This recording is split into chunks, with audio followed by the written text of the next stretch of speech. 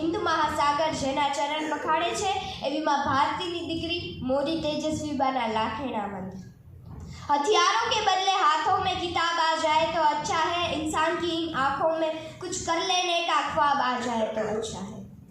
सारा पुस्तकों ए मनुष्यના ઉત્તમ મિત્ર અને માર્ગદર્શક બની શકે છે। તેમાં વ્યક્ત થયેલ ઉમદા વિચારો એ આપણા જીવનને ઉન્નત બનાવે છે। શ્રેષ્ઠ પુસ્તકના વાંચનથી આપણને જીવન જીવવાની કળા, નવી દ્રષ્ટિ અને સર્વાંગી કેળવણી પ્રાપ્ત થાય છે। મને પણ નવા પુસ્તકો વાંચવા ખૂબ જ ગમે છે। મેં વાંચેલા પુસ્તકોમાંનું મારું સૌથી પ્રિય પુસ્તક છે મહાભારત। મહાભારત વિશે હું તમને કહું તે પહેલાં હું મહાભારતનો એક શ્લોક કહેવા માંગુ છું।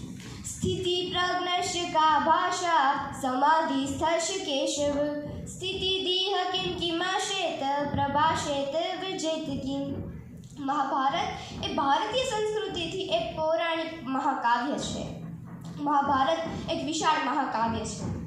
મહાભારતમાં 1,00,000 શ્લોકનો સમાવેશ કરવામાં આવ્યો છે। મહાભારત 18 પર્વોમાં વહેંચાયેલું છે। મહાભારતના રચયિતા છે મહર્ષિ વેદ વ્યાસ। મહાભારત એ હિન્દુ ધર્મનો એક ધર્મગ્રંથ પણ છે। મહાભારતના કેન્દ્રમાં પાંડવો અને કૌરવો વચ્ચે થયેલા ધર્મ અને અધર્મના યુદ્ધની વાત કરવામાં આવી છે। ભારતીય રાષ્ટ્રીય પ્રજ્ઞાનું તે વીર ગાન છે। તેમાં લોકકથાઓનો ભંડાર હોવાને કારણે તેને 5મો વેદ લોકવેદ તરીકે પણ ઓળખવામાં આવે છે। તે કર્મશાસ્ત્ર અને મોક્ષશાસ્ત્રનો અજોડ ગ્રંથ છે। સત્ય અને અસત્ય વચ્ચે થયેલા સંઘર્ષની મહાગાથા છે। 18 પર્વમાં આ મહાભારતનો સર્વ સમાવિષ્ટ કરવામાં આવ્યો છે। મહાભારતની કથા અનુસાર મહારાજ શાંતનુએ પોતાનું રાજ્ય હસ્તિનાપુર ગંગા અને યમુના નદી કિનારે વસાવેલું હતું। તેમના 3 પુત્રો હતા, દેવવ્રત ભીષ્મ, ચિત્રવીર્ય અને વિચિત્રવીર્ય। ભીષ્મ અને ચિત્રવીર્ય નિસંતાન હતા, પરંતુ વિચિત્રવીર્યના 3 પુત્રો હતા, ધૃતરાષ્ટ્ર, પાંડુ અને વિદુર।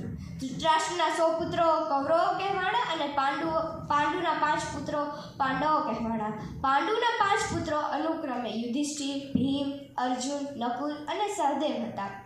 યુધિષ્ઠિર પાંડવો અને કૌરવોમાં મોટા હોવાને કારણે યુધિષ્ઠિરને યુવરાજ અભિષેક થયો અને રાજા બનાવવાનું નક્કી કર્યું। ત્યારે દુર્યોધનને યુધિષ્ઠિરના યુવરાજ અભિષેકથી તકલીફ હોવાને કારણે પ્રપંચથી યુધિષ્ઠિર સાથે દ્યુત રમવા માટે બોલાવ્યા। દ્યુતમાં યુધિષ્ઠિરને હરાવ્યા અને યુધિષ્ઠિરને 12 વર્ષનો વનવાસ અને 1 વર્ષનો અજ્ઞાતવાસ માટે મોકલ્યા।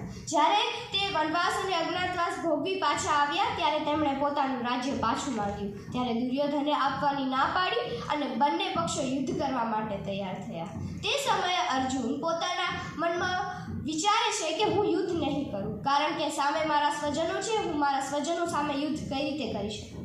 ત્યારે શ્રી કૃષ્ણએ તેમને દેવ સંદેશ આપ્યો અને તે ભગવદ્ ગીતા તરીકે ઓળખાય છે। તે ભગવદ્ ગીતા એ મહાભારતનો જ એક ભાગ છે।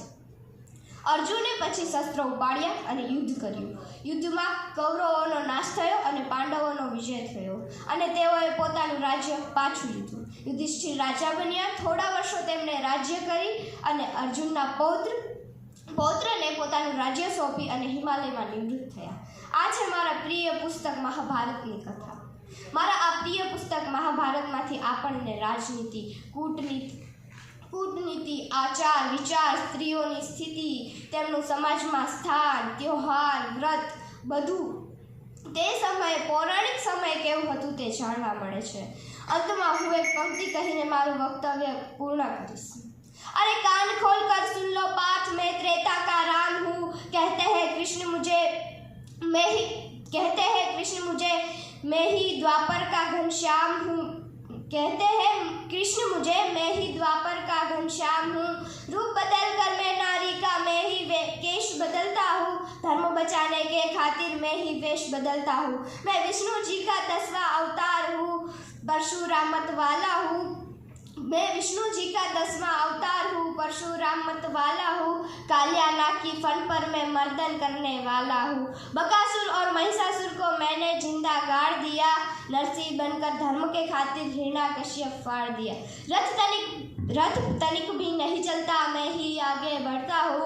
गांडीव तुम्हारे हाथ में है लेकिन मैं ही युद्ध भूमि में लड़ता हूँ। अस्तु। जय हिंद, जय भारत।